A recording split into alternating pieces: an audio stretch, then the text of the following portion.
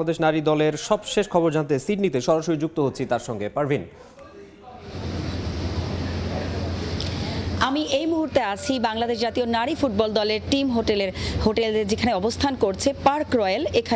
এখানে কিন্তু সকালে বাফুফে সভাপতি এসেছিলেন, তিনি ফুটবলারদের সঙ্গে কথা বলেছেন। আজ আনুষ্ঠানিক সংবাদ সম্মেলন ছিল। আগামীকাল বাংলাদেশ বনাম চীন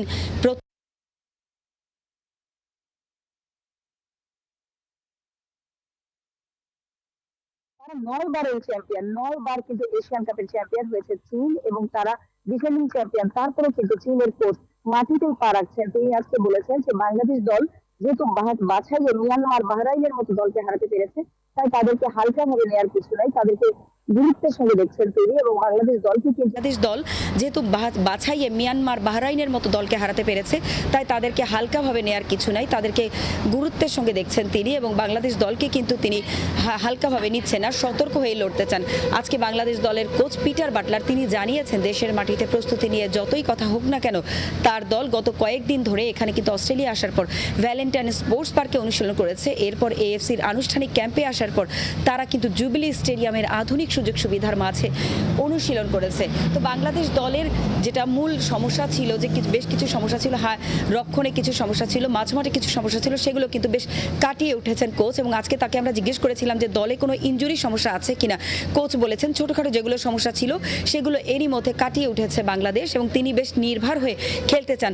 যেহেতু চীন শক্তিমত্তা বাংলাদেশের চেয়ে যোজন দূরে, বাংলাদেশের ফিফা র্যাঙ্কিং 122, চীন সেখানে 17। তো র্যাঙ্কিংয়ে বেশ পার্থক্য রয়েছে এবং দলগত শক্তিমত্তাও তারা বেশ এগিয়ে। তারপরও কোচ কিন্তু বলেছেন যে এই জিনিসগুলো ফুটবলারদের মাথা থেকে ঝেড়ে ফেলতে হবে, তারা শুধু নিজেদের খেলায় ফোকাস করবে, এবং এটাই তিনি চান। এবং বাংলাদেশ নারী দলের কোচ আফিদা খন্দকার তিনি কিন্তু বলেছেন যে আমাদের আসলে হারানোর কিছু নেই, আমাদেরকে মাঠে পারফর্ম করতে হবে, এবং সেটাই তারা করতে চান। যে মিডফিল্ড থেকে ডিফেন্স থেকে স্ট্রাইকিং পজিশন, প্রত্যেকটা জায়গায় এবং গোলরক্ষক সবাই সবার জায়গা থেকে তারা সেরাটা দিতে চান। চীনের শক্তি এবং দুর্বলতার জায়গাগুলো নিয়ে কিন্তু তারা বেশ অ্যানালিসিস করেছেন, এবং কোন জায়গায় চীনের দুর্বলতা আছে, কোন জায়গায় চীন শক্তিশালী, কোন জায়গায় আমাদেরকে আরো ভালো খেলতে হবে, এই জিনিসগুলো কিন্তু ফুটবলারদের মাঝে তিনি এই বিষয়গুলো তৈরি করে দিতে পেরেছেন, এবং ফুটবলাররাও সেটা আয়ত্ত করেছে। এবং এই দলে কিন্তু বেশ কিছু ভালো ফুটবলার রয়েছে। আলপি আক্তারের মতো ফুটবলার রয়েছে, যিনি কিন্তু লিগে 29টা গোল করে সর্বোচ্চ গোলদাতা, সবশেষ বয়সভিত্তিক সাফেও কিন্তু সেরা ফুটবলার ছিলেন।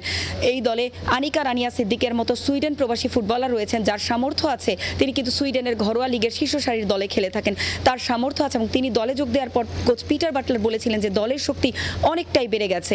তো সব মিলিয়ে ভারসাম্যপূর্ণ দল বাংলাদেশ দল, তারা প্রতিপক্ষকে নিয়ে মোটেও ভাবতে চায় না, তাদের লক্ষ্য একটাই, মাঠে দিতে হবে সেরাটা, সেটা যেভাবেই হোক তারা পারফর্ম করতে চায়। কারণ বাংলাদেশ দলের কিন্তু এই আসরে হারানোর কিছু নেই, তারা ইতিহাস গড়তে নেমেছে। তো ইতিহাস গড়ার প্রথম ম্যাচে যেন সে ঠিক হয়, সবকিছু ঠিকঠাক থাকে, এবং তারা যেন ভালোভাবে পারফর্ম করে দ্বিতীয় ম্যাচে নর্থ কোরিয়ার আগে নিজেদের আত্মবিশ্বাস ঠিক রেখে নর্থ কোরিয়ার বিপক্ষে ম্যাচে লড়াই করতে পারে। এবং বাংলাদেশ দলের শেষ ম্যাচ পার্থে সেখানেও ভালো পারফর্ম করলে কিন্তু সুযোগ থাকবে আমাদের তৃতীয় সেরা দল হয়ে ভালো কিছু করার। তো আমার কাছে এএফসি নারী এশিয়ান কাপে প্রথমবারের মতো খেলতে নামবে বাংলাদেশ দল। তার আগে দলের প্রস্তুতির সবশেষ খবর জানাতে সিডনি থেকে যুক্ত হয়েছিলেন পারভিন আক্তার।